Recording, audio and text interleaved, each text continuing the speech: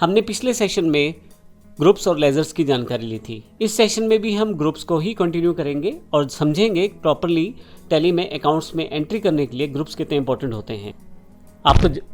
आपको जब भी कोई लेजर क्रिएट करनी होती है तो उसको किसी ना किसी ग्रुप से रिलेट करवाना ज़रूरी रहता है। टैली प्राइम ने काफ़ी सारे ग्रुप्स पहले से बने बनाए आपको दे दिए हैं, जिसमें प्राइमरी और सब ग्रुप के बांटे हुए काफ़ी सारे ग्रुप्स हैं। जैसे कि प्राइमरी ग्रुप में branch division, capital account, current assets, current liabilities, direct expenses, direct income इत्यादि। इस तरह से सब ग्रुप्स जो कि असल में प्राइमरी ग्रुप का ही पार्ट है वो भी आपके पास पहले से अवेलेबल हैं। जैसे बैंक अकाउंट्स, बैंक ओडी यानी कि overdraft accounts, cash in hand इत्यादि। अब हम प्रैक्टिकल रूप में देखेंगे, इनको हर एक ग्रुप की जानकारी लेते हैं ताकि जब हम अपनी लेजर को प्लेस करने लगे तो हम प्रॉपर ग्रुप के साथ ही रिलेट कर पाएँ और हमारे अकाउंट्स प्रॉपरली वर्कआउट कर सकें। मेरे पास पहले से टैली प्राइम का इंटरफेस ओपन है और यहाँ से मैं अपनी सिलेक्टेड कंपनी के अंतर्गत गेटवे ऑफ टैली में हूँ। आप मास्टर्स पे जाएं और क्रिएट पे क्लिक करें तो आपके पास यहाँ पे लिस्ट ऑफ मास्टर्स अवेलेबल हो जाएगा। यहाँ अकाउंटिंग मास्टर्स में आपके पास लेजर्स हैं। यहाँ मैं आपको एग्जांपल दिखा के समझाने वाला हूँ कि किस तरह से आप कौन से ग्रुप में किस लेजर को प्लेस कर सकते हैं, ताकि आपको ये आसान रहे समझना कि कौन से लेजर को किस ग्रुप से रिलेट करना है। तो यहाँ पे यदि मैं किसी भी लेजर का नाम लिखूँ, जैसे एग्जांपल मैं यहाँ पे राम कैपिटल ही टाइप कर देता हूँ, तो मुझे यहाँ किसी न किसी ग्रुप में प्लेस करना है इस अकाउंट को। हालांकि मुझे ये पता है कि राम कैपिटल अकाउंट है तो मुझे कैपिटल अकाउंट के अंतर्गत ही यानी कि कैपिटल अकाउंट ग्रुप के साथ ही इसे रिलेट करना है और इसी के अंडर इसे प्लेस करना है। लेकिन इसके अलावा भी यहाँ पे काफ़ी सारे लिस्ट ऑफ ग्रुप्स हैं, तो हम बारी बारी से सबको समझ लेते हैं। सबसे पहले हम बैंक अकाउंट्स की बात करते हैं।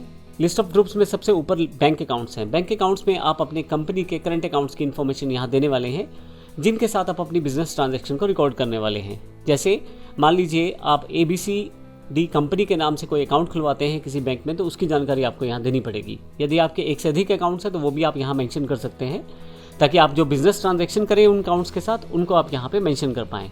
जैसे एग्जांपल IDBI का मेरा एक करंट अकाउंट है तो बैंक अकाउंट्स के अंतर्गत आ जाएगा, और SBI के बैंक में भी मेरा एक करंट अकाउंट है तो वो भी बैंक अकाउंट्स के अंतर्गत आ जाएगा। उसके बाद है bank OCC account. Bank OCC का मतलब है बैंक ओपन कैश क्रेडिट। ये एक फैसिलिटी रहती है बैंक के द्वारा स्मॉल और मीडियम एंटरप्राइजेस को एक तरह से ओवरड्राफ्ट दिया जाता है, यानी कि जो लिमिट है उनकी तय की गई है उससे अधिक थोड़े से पैसे वो निकलवा सकते हैं ताकि वो अपने बिजनेस को सुचारू रूप से चला सकें। तो ये जो फैसिलिटी है बैंक द्वारा फैसिलिटी दी जाती है अपने क्लाइंट्स को, अपने कस्टमर्स को। इसी तरह से जो बड़ी ऑर्गेनाइजेशन होती हैं वो बैंक OD का इस्तेमाल कर लेती है, यानी कि ओवरड्राफ्ट अकाउंट्स। इसमें बैंक जो लिमिट उनकी रहती है या जो उनका जमा अकाउंट में रहता है पैसा, उससे अधिक पैसा निकालने की सुविधा देते हैं। नेक्स्ट आपके पास है ब्रांच डिवीज़न। जो ब्रांच डिवीज़न है उसका अर्थ ये हुआ आपके पास कि अगर आपकी कंपनी कोई ऐसा बिजनेस करती है जिसमें काफ़ी सारी ब्रांचेस या काफ़ी सारी डिवीज़न्स हैं, उनको आप यहाँ पे क्रिएट कर सकते हैं। जैसे एग्जांपल ABC कंपनी अगर फार्मास्यूटिकल में काम करती है या कंप्यूटर इंडस्ट्री में काम करती है तो अलग अलग जगह उनके हार्डवेयर के स्टोर हैं, तो हर एक हार्डवेयर स्टोर को एज अ ब्रांच यहाँ पे रिकॉर्ड कर सकते हैं। तो इसका मतलब ये हुआ टैली प्राइम में हम ना केवल अपनी गोडाउन या अपनी ब्रांच की ट्रांजैक्शन रिकॉर्ड कर सकते हैं, बल्कि अपनी बिजनेस की बाकी ब्रांचेस की ट्रांजैक्शन भी यहाँ पे रिकॉर्ड कर सकते हैं। नेक्स्ट कैपिटल अकाउंट है।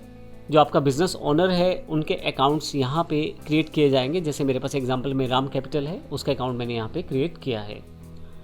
कैश इन हैंड, आपके पास डिफ़ॉल्ट लेजर जो कैश वाली अगर आप प्रयोग करना चाहते हैं तो आप उसको कैश इन हैंड के साथ ग्रुप में रिलेट कर सकते हैं। एक कैश लेजर पहले से ही आपको टैली के द्वारा प्रोवाइड करवाया जाता है। इसी तरह से एक प्रॉफिट एंड लॉस लेजर भी पहले से प्रोवाइड करवाया जाता है, लेकिन अभी कैश इन हैंड ग्रुप की बात कर रहे हैं तो इसलिए मैं आपको बता रहा हूँ। एक पहले से ही लेजर क्रिएटेड रहता है आपकी टैली में कैश के नाम से, जिसमें आप कैश से रिलेटेड एंट्रीज कर सकते हैं। हालांकि आप कैश इन हैंड ग्रुप के अंतर्गत आप जितने चाहे उतने कैश अकाउंट्स को प्रोसेस कर सकते हैं, उतने कैश अकाउंट आप लेजर क्रिएट कर सकते हैं। जैसे अगर आप छोटे मोटे खर्चों के लिए अलग से कोई कैश अकाउंट रखते हैं तो पैटी कैश के रूप में एग्जाम्पल ग्रुप में बना सकते हैं। नेक्स्ट हमारे पास है करंट एसेट्स। वे सभी एसेट्स जो अगले 1 साल के अंतर्गत बेची जा सकती हैं या उनका प्रयोग किया जा सकता है बिजनेस ट्रांजैक्शंस में या बिजनेस प्रोसेस में, तो उनको हम करंट एसेट्स कहते हैं। करंट एसेट्स में मुख्यतः 6 सब ग्रुप पहले से शामिल रहते हैं, जैसे स्टॉक इन हैंड, डिपॉजिट्स जो कि एसेट्स के डिपॉजिट रहते हैं, जिनको मैं अभी जानकारी आगे आने वाले सेशन में दूंगा, लोन्स एंड एडवांसेस जो कि एसेट्स से रिलेटेड हो, cash in hand, bank accounts और सन्डी डेटर्स। ध्यान रखिएगा ये जो 6 सब ग्रुप्स रहते हैं ये करंट एसेट्स के अंतर्गत आते हैं और हमेशा ये इंपॉर्टेंट रहता है कि जब भी कोई लेज़र क्रिएट की जाए तो उसे प्रॉपर ग्रुप में प्लेस किया जाए और अगर पहले से उसका सब ग्रुप है तो ट्राई करें पहले उसे सब ग्रुप में प्लेस करें ताकि आपके अकाउंट्स की इन्फॉर्मेशन समराइज होकर आपको मिल जाए। जैसे एग्जांपल सन्डी डेटर्स जो कि करंट एसेट्स का ही एक पार्ट है, लेकिन आप किसी सन्डी डेटर्स की एंट्री करते वक्त उसे सन्डी डेटर के अंतर्गत उस लेज़र को प्लेस करेंगे, ना कि करंट एसेट्स के अंतर्गत। नेक्स्ट जो हमारे पास ग्रुप है वो है करंट लाइबिलिटीज़ के रूप में। करंट लाइबिलिटीज़ भी हमें विद इन अ ईयर अगले एक साल के अंतर्गत हमें इन्हें सेटल करना रहता है। करंट लाइबिलिटीज़ में आपके पास 3 तरह के सब ग्रुप पहले से शामिल हैं, जैसे ड्यूटीज़ एंड टैक्सेस जो हम लोग टैक्स देना चाहते हैं जैसे GST, प्रोविज़न्स अगर आप कोई प्रोविज़न बिजनेस के लिए करते हैं तो आप यहाँ प्लेस करते हैं, और सन्ड्री क्रेडिटर्स भी हमारे पास करंट लाइबिलिटीज़ के अंतर्गत प्लेस होते हैं। तो इसका मतलब ये हुआ कि ये 3 सब ग्रुप के अंतर्गत आप एंट्री कर सकते हैं। अगर कोई लेज़र आप क्रिएट करना चाहते हैं और वो हमारा सन्ड्री क्रेडिटर्स के अंतर्गत आता है तो आप सन्ड्री क्रेडिटर्स के अंतर्गत उसे बनाएं, ना कि करंट लाइबिलिटीज़ के अंतर्गत। तो आप इस तरह से उसे प्लेस करें सब ग्रुप के अंतर्गत। उसके पश्चात हमारे पास डिपॉजिट एसेट्स हैं।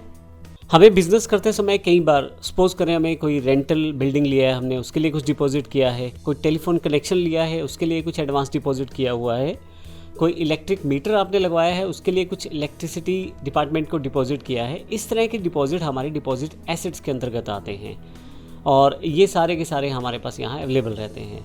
नेक्स्ट आपके पास है डायरेक्ट एक्सपेंसेस या एक्सपेंसिव डायरेक्ट। ध्यान रखिएगा एक ही टर्म को डिनोट करते हैं दोनों, डायरेक्ट एक्सपेंसेस या एक्सपेंसेस डायरेक्ट। अकाउंट्स में वे सभी एक्सपेंसेस जो ग्रॉस प्रॉफिट या ग्रॉस लॉस निकालने के लिए प्रयोग किए जाते हैं वे सभी के सभी डायरेक्ट एक्सपेंसेस या एक्सपेंसेस डायरेक्ट के अंतर्गत आते हैं। जैसे एग्जांपल के लिए आप वेजेस अकाउंट को प्रयोग करते हैं, अनलोडिंग चार्जेस का लेज़र बनाते हैं, कैरिज इन्वर्ट का लेज़र बनाते हैं, सभी के सभी लेज़र्स हमारे पास डायरेक्ट एक्सपेंसेस या एक्सपेंसेस डायरेक्ट के अंतर्गत आने वाले हैं। नेक्स्ट हमारे पास है डायरेक्ट इनकम या इनकम डायरेक्ट। डायरेक्ट इनकम या इनकम डायरेक्ट वे सभी इनकम जो हमारे ग्रॉस प्रॉफिट या ग्रॉस लॉस को निर्धारित करते हैं वे सभी डायरेक्ट इनकम या इनकम डायरेक्ट में आते हैं। यानी कि अगर हम बात करें तो ट्रेडिंग के अकाउंट के अंतर्गत आने वाली इनकम्स को हम लोग यहाँ पे रिप्रेजेंट करते हैं डायरेक्ट इनकम या इनकम डायरेक्ट के साथ। जैसे अगर आप सेल का कोई स्क्रैप आप बेचते हैं या आप सेल में प्रयोग किए जाने वाले गनी बैग्स जो बच जाते हैं उनको बेचते हैं तो वो एक तरह से आपकी डायरेक्ट इनकम कहलाती है। उनके लिए आप लेज़र्स यहाँ पे क्रिएट कर सकते हैं। अगला जो ग्रुप हमारे पास है ड्यूटीज़ और टैक्सेस के रूप में। हम जब भी कोई सेल या परचेज़ करेंगे तो उस पर कुछ टैक्स हमें गवर्नमेंट को देना है या उनसे कुछ वापस इनपुट क्रेडिट लेना है। ऐसे सभी ट्रांजैक्शन को रिकॉर्ड करने के लिए हम ड्यूटीज़ एंड टैक्सेस ग्रुप का प्रयोग करने वाले हैं। इसमें वे सभी टैक्सेस की इंफॉर्मेशन आ जाती है जो हम अपनी सेल परचेज़ में प्रयोग करते हैं। जैसे अगर आप कोई पेट्रोलियम प्रोडक्ट बेच रहे हैं तो जैसे वैट का प्रयोग हो सकता है वहाँ पे, या जैसे GST के जितने भी टैक्सेस हैं वे सभी के सभी इस ग्रुप के अंतर्गत शामिल किए जाएंगे, जिनको हम आने वाले एग्जाम्पल में देखेंगे भी। ड्यूटीज़ टैक्सेस जो ग्रुप रहता है इसके जो बैलेंसेस दिखाई देते हैं वो हमें बैलेंस शीट में दिखाई देते हैं। तो वहाँ पे हमारे पास ड्यू बैलेंस है या हमारा प्रीपेड बैलेंस है, दोनों तरफ से वहाँ पे दिखाया जाएगा हमारे पास ड्यूटीज़ एंड टैक्सेस सेगमेंट या ग्रुप के अंतर्गत।